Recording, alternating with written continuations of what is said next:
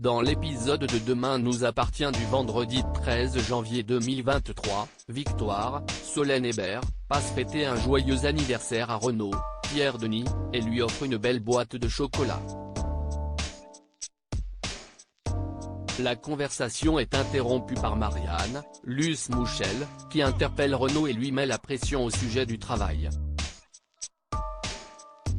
Après son départ, Renaud se confie à Victoire. Chaque année, Marianne oublie son anniversaire et va lui acheter un cadeau à la dernière minute. Même s'il ne lui en veut pas, il aimerait avoir un bel anniversaire pour une fois. Un peu plus tard, Marianne surprend Renaud en train de déguster ses chocolats en répondant à des SMS. Elle ne tarde pas à se souvenir de son anniversaire et prétend lui avoir préparé une belle surprise.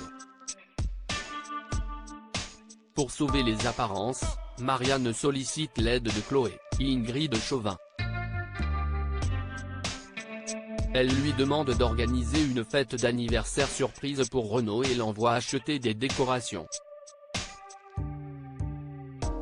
Les préparatifs se passent à merveille, mais Chloé réalise juste avant la fête qu'elle a oublié le gâteau d'anniversaire.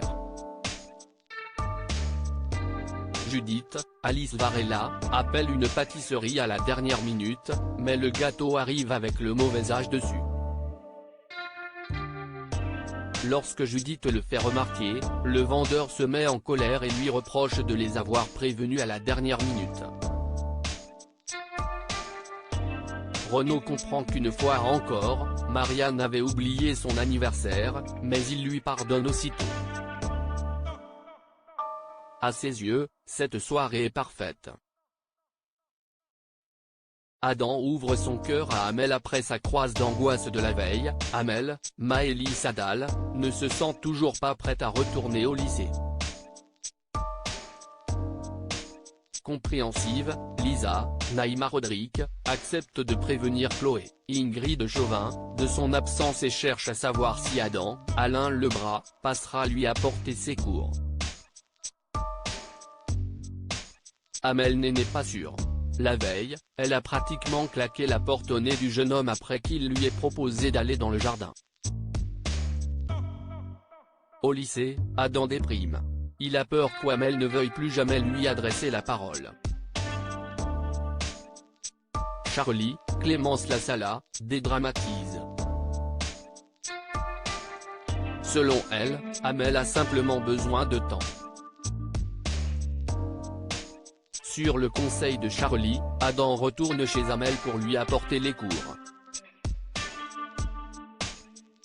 L'adolescente lui présente ses excuses pour la veille, expliquant ne pas s'être sentie prête à sortir.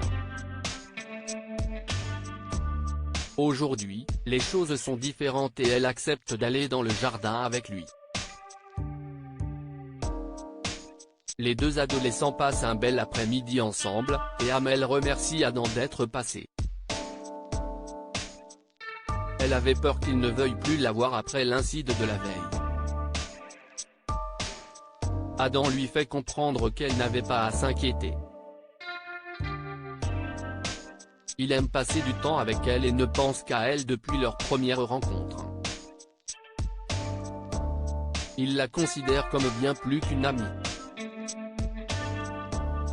Sarah sort du coma au petit matin. Aurore, Julie Desbazac, retrouve Roxane, Raphaël Volkov, dans une rue de Sète et lui passe un savon. Non seulement elle ne lui a pas dit qu'elle avait rendez-vous avec Mélissa, Camille Fèvre, la veille au soir, mais elle l'a empêché de l'interpeller. Pas sa faute, une femme dangereuse se promène dans la nature. Roxane explique avoir essayé de convaincre Mélissa de partir pour protéger sa vraie identité, mais ses excuses exaspèrent Aurore, qui lui fait promettre de la prévenir à la moindre prise de contact de Mélissa. Après le départ de la policière, un homme sort de l'ombre et s'approche de Roxane. Il s'agit de David, son frère. Après avoir appris ce qui était arrivé à Sarah, il a décidé de venir la voir, même si cela met en danger sa double identité. Plus tard, le commissariat est la cible d'une cyberattaque. Georges, Mayel et Lajaoui demandent aux équipes de couper toutes les connexions, mais le masque d'Aurélie Doumergue apparaît sur tous les écrans. Pendant que Damien, Adrien Robe, essaye de contacter David Doumergue, le frère d'Aurélie, Georges met Lisa au parfum. Il lui explique qu'il y a plusieurs années, la mère des Doumergue a pris une balle perdue tirée par Aurore lors d'une intervention. Aurélie a essayé de se venger d'Aurore en canardant le commissariat, mais les policiers ne l'ont jamais retrouvée. Lisa émet l'hypothèse que Doumergue ait cherché à atteindre Aurore en s'en prenant à Sarah, Camille Genot, une autre policière. Alors que Roxane raconte à David ce qu'a fait Mélissa, quelqu'un sonne à sa porte. Il s'agit d'Aurore, qui vient l'informer des soupçons qui pèsent sur Aurélie Doumergue au commissariat. Elle en profite pour demander des nouvelles de David, mais Roxane lui ment en prétendant ne pas savoir où est son frère. Georges et Lisa poursuivent l'enquête. Georges déclare avoir remarqué un hacker très actif ces derniers temps, un certain Madaté. Pourrait-il s'agir d'Aurélie Doumergue? De son côté, Damien constate que le portable de David Doumergue a borné à 7 la veille.